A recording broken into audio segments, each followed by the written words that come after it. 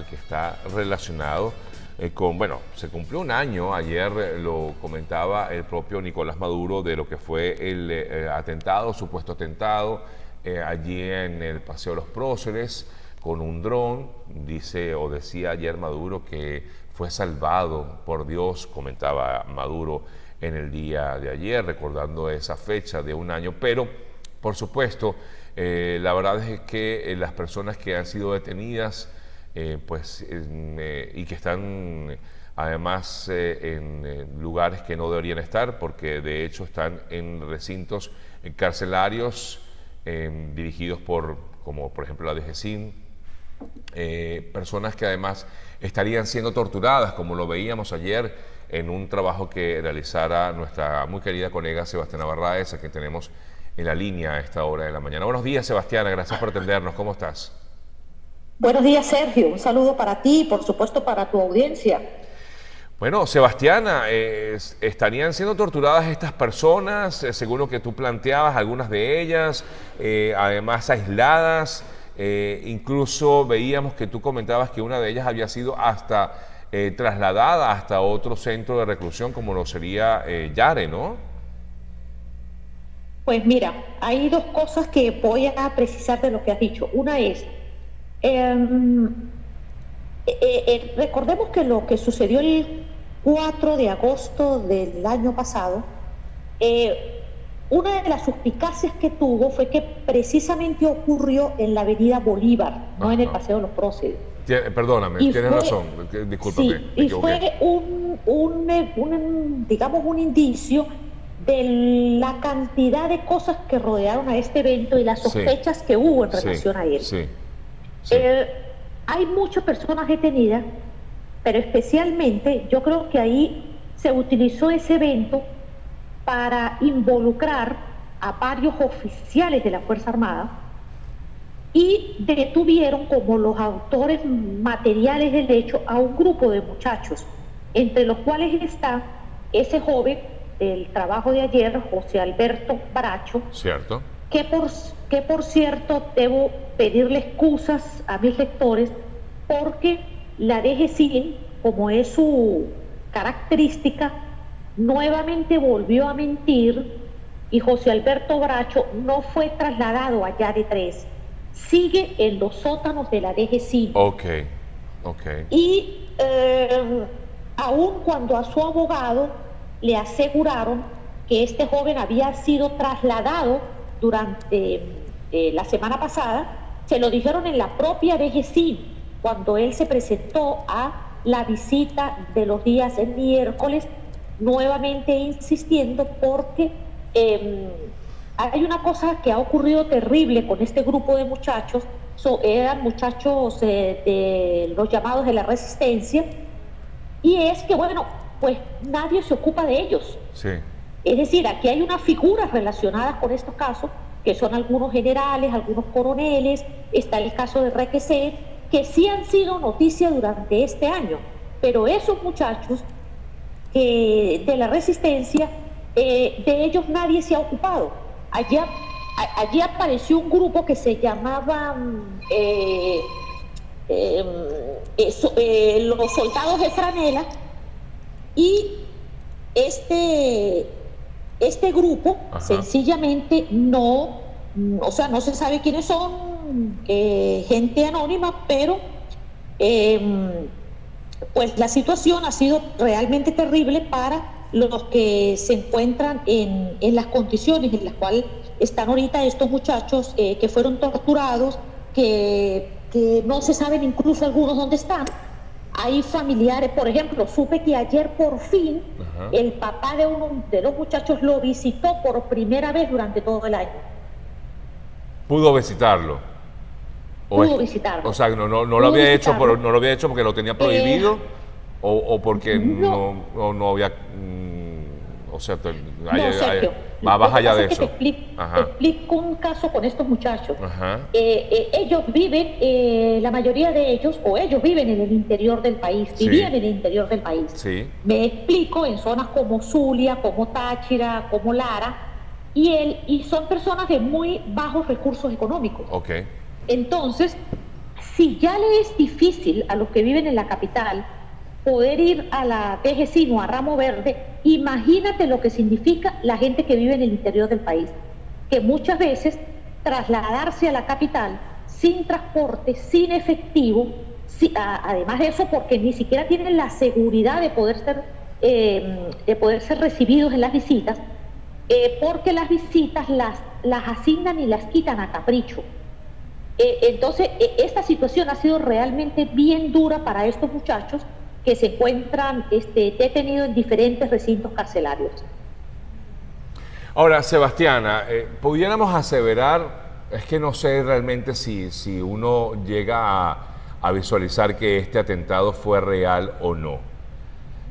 Porque con la investigación que se ha realizado, algunos creen que efectivamente sí, pero por otro lado, pues cuando escucha estas versiones de lo que tú estás comentando, uno piensa y dice, bueno, como que todo fue una orquestación hecha por el propio régimen para destruir la vida militar de algunos funcionarios y también acabar con muchos de estos grupos de resistencia. ¿Qué crees tú realmente, Sebastiana? ¿Es real o no fue real este atentado? Bueno, yo creo que con el tiempo han surgido a una cantidad de indicios que pudiesen presumir que en efecto hubo un atentado, no en la magnitud en la cual la destacó el gobierno. ¿Por qué? Bueno, porque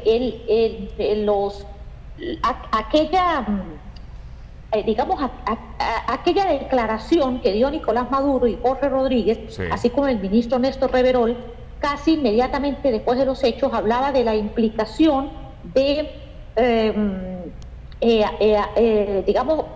países como Estados Unidos, Colombia, altos funcionarios, que había toda una cantidad de gente de lo que ellos llaman la derecha venezolana, y resulta que finalmente nos hemos encontrado que los únicos involucrados han sido un puñado de generales, ni siquiera un puñado, creo que son 3 generales los únicos implicados, algunos oficiales de menor rango, todos alrededor del desfile, no implicados en el caso de los drones. Le explico. Por ejemplo, un general detenido porque era el encargado de la organización del desfile. El otro porque dice que recibió o transmitió que el acto se iba a hacer en la Avenida Bolívar. O sea, como si eso fuera un secreto. Claro. Como que nadie se fuese a enterar que el acto iba a ser en la Avenida Bolívar. Hay, además, el caso de Requesens, que lo liga porque supuestamente pasó a una persona a través del puente internacional. Y finalmente están este grupo de muchachos que hemos notado con el tiempo, nadie ha salido a defenderlos, no pertenecen a ningún grupo económico, ni siquiera se han convertido en una noticia a nivel internacional. Entonces, en eso ha quedado resumido ese atentado del 4 de agosto. Y de alguna forma habría también salido favorecido Maduro con lo que fue ese atentado, ¿no, Sebastiana? Bueno, por lo menos demostró que después de tantas denuncias de atentados, de tantas excusas de atentados, le intentaron hacer uno. Sí, le intentaron hacer uno. Que tampoco fue que era así como que era que el dron llevaba 1 kilo de C4. Como dijeron los ministros después, porque si un dron hubiese llevado 1 kilo de C4, allí no hubiese quedado nada. Es lo que uno puede, interpretar del hecho. O sea, y además uno de los drones dice que fue explotado en el aire precisamente por la Fuerza Armada. Entonces, explotar 1 kilo de C4 hubiese tenido consecuencias muchísimo más graves. Muy graves. Allí hay algunos oficiales que quedaron heridos, ninguno, la verdad, con heridas graves, todos con heridas leves, que son precisamente los que se convierten en este caso en acusadores del grupo de los jóvenes de la resistencia, estos que están detenidos. Ahora te pregunto, Sebastiana, ¿cuál sería el objetivo o cuál puede ser el objetivo en estos momentos de torturar a un joven como este, Alberto Bracho, en la DGCIN, para sacarle qué información o para responsabilizar a quién más? O sea, ¿cuál es? O es sencillamente, ya uno llega a ver esto, que pareciera que es como por gusto que hacen este tipo de acciones allí en esta sala de torturas de la DGCIN. Bueno, yo creo que es que allí se implementó una praxis que la intención es, bueno, saber qué conocen la persona que es torturada, ver a quién pueden implicar, pero en algunos casos lograr que esa persona, para evitar ser torturada, acuse a terceras personas. Claro.